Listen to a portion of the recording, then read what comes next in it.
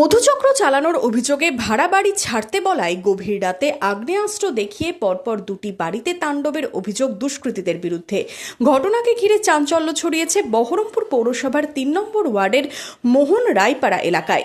জানা গেছে ওই পাড়াতেই একটি বাড়িতে ভাড়া থাকতেন রাহুল দাস। ভাড়া বাড়িতেই মধুচক্র চলত বলে অভিযোগ স্থানীয়দের। তৃণমূল সরকার ক্ষমতায় থাকাকালীন প্রভাব খাটিয়ে ওই যুবক এমনই কাজকর্ম চালাতো বলে অভিযোগ। সরকার পরিবর্তন হতেই ঘটনার প্রতিবাদ করেন স্থানীয়রা। বাড়ির মালিক রাহুল দাসকে বাড়ি খালি করতে বলা হয়। গত মাসের শেষে বাড়ি ছেড়েও দেয় ওই যুবক। আমাকে পাড়ার লোক আমাকে চাপ দেয়, চাপ দেওয়ার পর আমি তো ওনাদেরকে বলি যে আপনারা উঠে যান, এবং তাদেরকে সময় দেওয়া হয় 7 দিন। 7 দিন থেকে 1 মাস, 1 মাস থেকে 1.5 মাস সময় নিয়েছিল।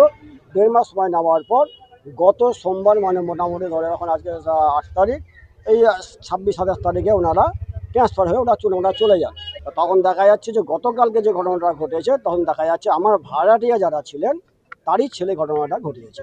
অভিযোগ, গতকাল রাতে রাহুল দাস দলবল নিয়ে এসে অংশু গোস্বামী ও বন্দনা গাঙ্গুলির বাড়িতে হামলা চালায়, আগ্নেয়াস্ত্র দেখিয়ে ভয় দেখায়। গতকাল রাতে হঠাৎ রাত্রি 1:30টার সময় আমার মেয়ে হঠাৎ যাচ্ছে, বলছে বাবা একজনের লোক কিন্তু ওই বাঁশ টাস নিয়ে এসে আমাদের দরজা দেয়ালে টেয়ালে সব বাড়ি মারছে আর তোমাকে গাল দিচ্ছে। আমাকে দেখে বলছে তুই বেরিয়ে আয়, এবং অশ্রাব্য ভাষায় বলেছে তোর ছেলেবেলেকে নিয়ে কাটবো এখানে, আর তোর বাবাকে শিখিয়ে পাশের বাড়িতেও ভাঙচুর হয়েছে, এবং আমার মেয়েকে বলেছে তোর বাবাকে শিগগিরই ডেকে দে। আমি যখন দেখলাম যে মেয়ে ওখানে যদি কিছু মেরে দেয়, যার জন্য আমি উঠে কেবলই আমি দরজা খুলেছি, তখন আমাকে অশ্রাব্য ভাষায় আমাকে গালাগাল দিল। আমি দেখলাম যে ওর হাতে রিভলভার, এবং রিভলভার যখন দেখেছি তখন আমি আর ওর সামনে আর দাঁড়াইনি। আমি সোজা ছাদে উঠে চলে গেছি। ছাদ থেকে আমি লাফ মেরেছি, লাফ মেরে আমার পায়ের ক্ষতি হয়েছে, পায়ের গোড়ালির ক্ষতি হয়েছে, হাতের ক্ষতি হয়েছে, এবং আমি দুশ্চিন্তায় ছিলাম সারা রাত। আমি জঙ্গলের মধ্যে ছিলাম সারা রাত। কাল রাত্রে আমার বাড়িটা ভাঙচুর করেছে, আর আমার ছেলেকে বলছে, আমার স্বামীকে বলছে তুই চুপ কর, তোর ছেলেকে এখানে বার করে দে, আমি তোর ছেলেকে মেরে পুঁতে রেখে দিব, তোরা জানতেই পারবি না কখন কোথায় মারলাম। পাশের বাড়ি ভাড়াটিয়ার ছেলে ছিল। হ্যাঁ, আজকে ওদের বাড়িতে অনেক দিন ধরে লোকজন আসে, আমি দেখি করি, কিন্তু আমি ইদানিং আমি থাকতে পারছিলাম না। আমার বাড়িতে লোক দাঁড়িয়ে থাকতো, ওদেরই লোক। আমি এখন চাইছি ছেলেটা শাস্তি হোক। আমার ছেলেকে বলছে মেরে পুঁতে রেখে দেবো, মার্ডার করে দেবো। আমার স্বামীকে বলছে মার্ডার করে দেবো। আমি খুবই আতঙ্কে আছি, আমি ছেলেকে বাইরে পাঠাতে পারছি না। যদিও অভিযোগ মানতে নারাজ অভিযুক্ত যুবকের বাবা।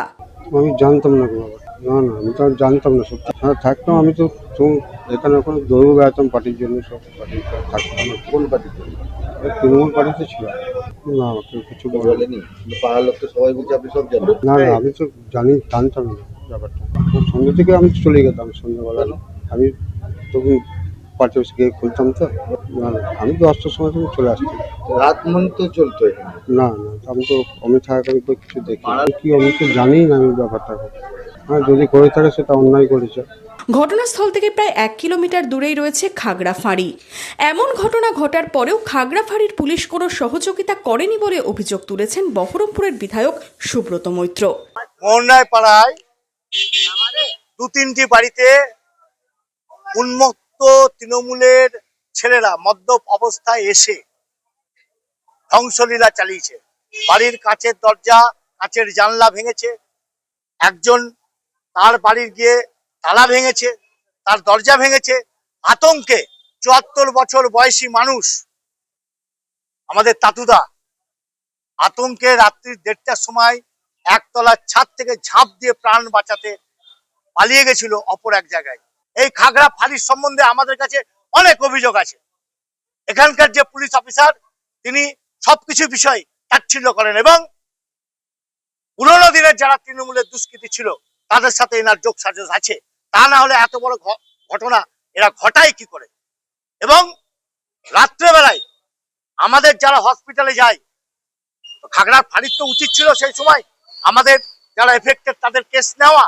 কেস না নিয়ে, তাদেরকে কোন রকম কথার উত্তর না দিয়ে তারা বলে সকাল 8টার সময় বহরমপুর থানাতে যাবে। কেন? কিসের জন্য? এখান থেকে 1 কিলোমিটার নয় খাগড়া পুলিশ রাহুল দাস সহ 4 জনকে গ্রেপ্তার করেছে। কী কারণে এই হামলা তা খতিয়ে দেখছে পুলিশ।